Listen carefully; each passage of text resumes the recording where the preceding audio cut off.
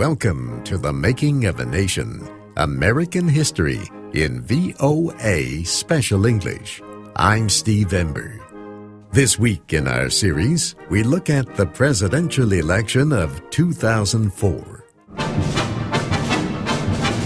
Freedom is on the march. I speak not only for my candidacy, I speak for a new American century. America's best days are ahead of us. Given a choice, the American people will stand where this president wants.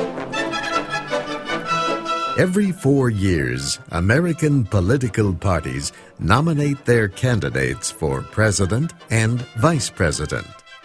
In the summer of 2004, Republican Party delegates chose George W. Bush and Dick Cheney for a second 4 years in office. During President Bush's first term, Islamic extremists attacked the United States. Almost 3,000 people died in the September 11, 2001 attacks on the World Trade Center in New York City and the Pentagon across the Potomac from Washington, D.C. President Bush declared a war on terror and led the nation into wars in Afghanistan and Iraq. After the terrorist attacks, President Bush enjoyed record popularity. Public opinion studies showed that almost 90% of the American public approved of the way he was doing his job. But the president's public approval rating decreased over time.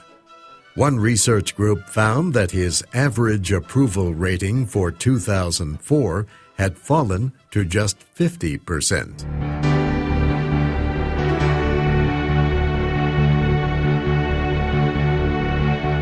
Before a presidential election, the main parties use primary elections and caucuses to choose delegates to a nominating meeting or convention. The person winning the most delegates usually gets the party's presidential nomination.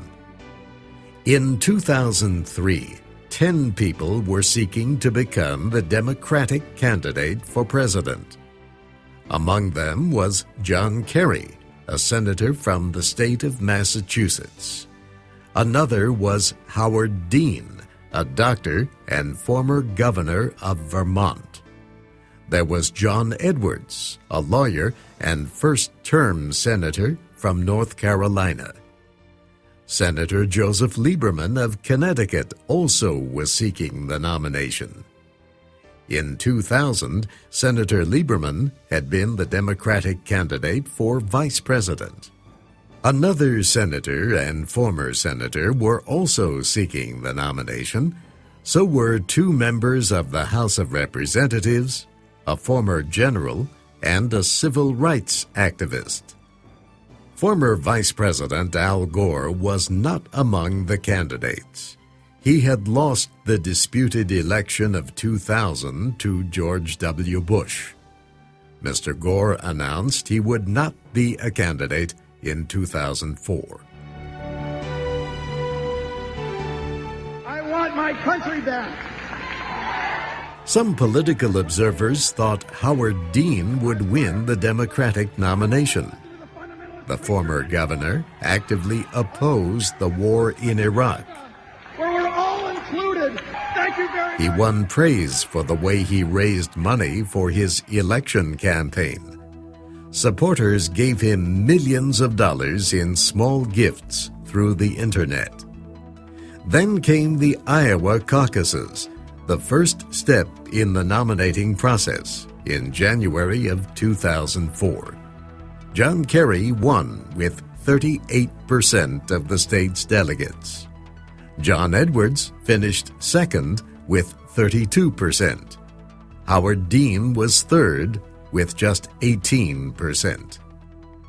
Senator Kerry continued to win delegates and gain support in other states. Several candidates, including former Governor Dean, withdrew from the campaign. In early March, Senator Edwards also withdrew. He did so after Senator Kerry won victories in 9 state caucuses and primary elections that were held on the same day. The Massachusetts senator named John Edwards as his choice for vice president. Senator Kerry officially received the Democratic Party nomination for president at the party's convention in Boston. I'm John Kerry, and I'm reporting for duty. We have it in our power to change the world, but only if we're true to our ideals, and that starts by telling the truth to the American people.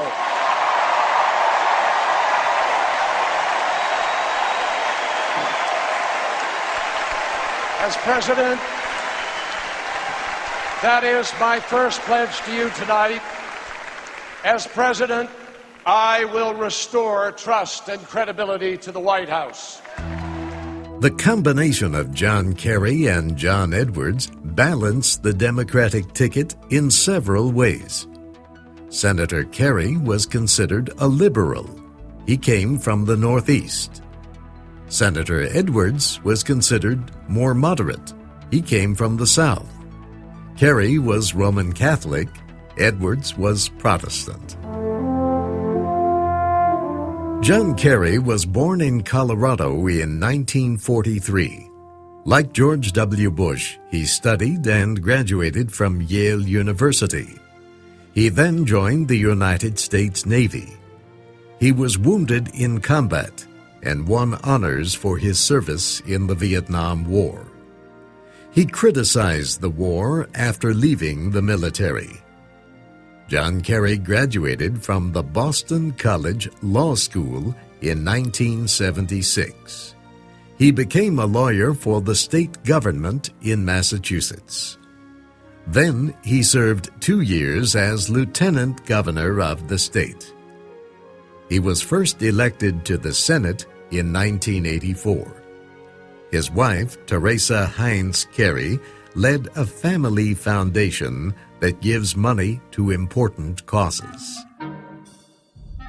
Senator Kerry and President Bush debated 3 times on national television. They campaigned hard across the country. Foreign policy was the major issue during the campaign. Mr. Bush centered his campaign on national security. He said he was the best candidate to keep America safe from terrorists. He said Americans could trust him to be strong against terrorism. He presented himself as a decisive leader. He said Senator Kerry had changed positions on issues and would be unsure in the face of danger. In 2002, the senator had voted to give President Bush the power to use force against Iraq. But Mr. Kerry now criticized the way the Iraqi conflict was being fought. By autumn of 2004, more than 1,000 Americans had died in Iraq since the war started in March 2003. Thousands of Iraqi civilians also had been killed. Senator Kerry talked about the war in Iraq. You got to be able to look in the eyes of families and say to those parents, I tried to do everything in my power to prevent the loss of your son and daughter. I don't believe the United States did that, and we pushed our allies aside. Senator Kerry said his goal for the United States was stronger at home, respected in the world. He believed that the United States had lost respect from many of its allies because of President Bush's foreign policy in Iraq. The president defended American actions in Iraq. He said the war was needed to fight terrorism. He also expressed satisfaction that because of the war effort, Iraqis were free of a cruel dictator. In the United States, economic growth had slowed before George W. Bush became president. The economy got worse after the terrorist attacks in 2001. Mr. Kerry said the economy should be expanding at a faster rate, and he denounced the growth of the national debt under Bush's leadership. The president praised his administration's actions in difficult economic times. 6 months prior to my arrival, the stock market started to go down, and it was one of the largest declines in our history.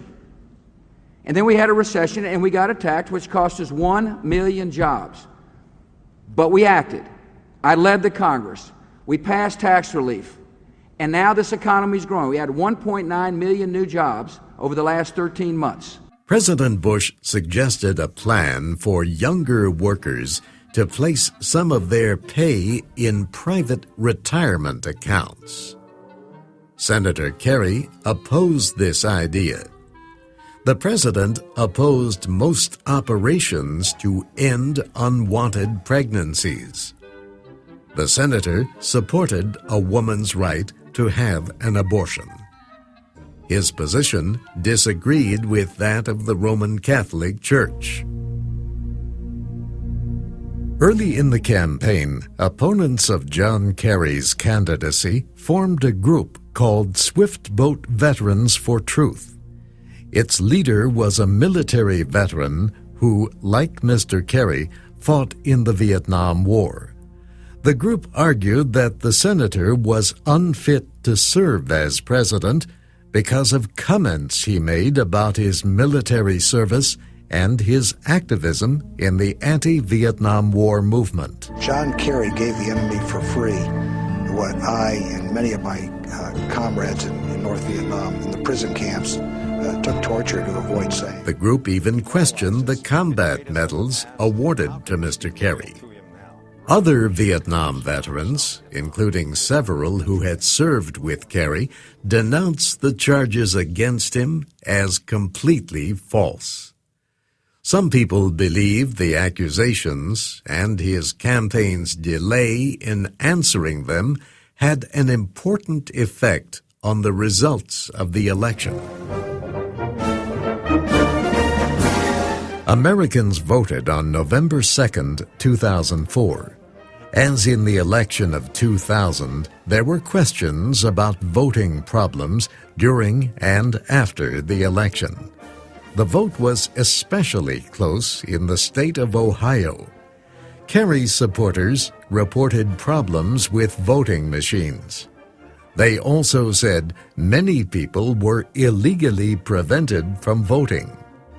The state had enough electoral votes to decide the winner of the presidential election. But the day after the voting, Senator Kerry decided not to question President Bush's win in Ohio.